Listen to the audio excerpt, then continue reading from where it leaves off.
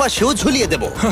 ভাই আমরা বেঁচে ফিরবো তো? কিন্তু আসলে যে কারণে এই জায়গাটা বেশি ভয়ঙ্কর সেটা হলো সূর্য ডুবে যাবার পরে আমরা দেখতে পাই না, কিন্তু ওরা দেখতে পায়। জিমি, ওদিকে দুটো সিংহ রয়েছে। এই শব্দটা তো কণ্ঠারের মতো লাগছে। না, এটা বিশাল ভাই। সবকিছু রাতে বেরোয় কেন?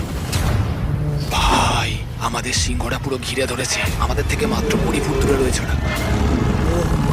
সিংহগুলো আমাদের চারপাশে ঘুরেই যাচ্ছিল। আমরা হয়তো এই ভিডিওটা করতে গিয়ে মারাই যাবো। আর এটা তো সবে শুরু, কারণ এই ভিডিওতে পরের জায়গাগুলো আগের জায়গার থেকে আরো অনেক বেশি ভয়ানক হতে চলেছে। শেষে থাকবে এমন একটা দ্বীপ যেটা সম্পূর্ণ বিষাক্ত সাপে ভরা। আর এবার আমরা আইস ক্লাইম্ব করব একটা বিশাল ভয়ানক ঠান্ডায় জমে যাওয়া জলপ্রপাত। এখান থেকে ফিরে আসার কোনো উপায় নেই। এই দুটোর মধ্যে যে কোনো একটা পথ দিয়ে এই বিশাল খাড়া পাহাড়ে উঠতে হবে এই ব্লেডেড বুটস আর এই আইস পিক্সের সাহায্যে। আমার জীবনে করা এটা সবথেকে ভয়ানক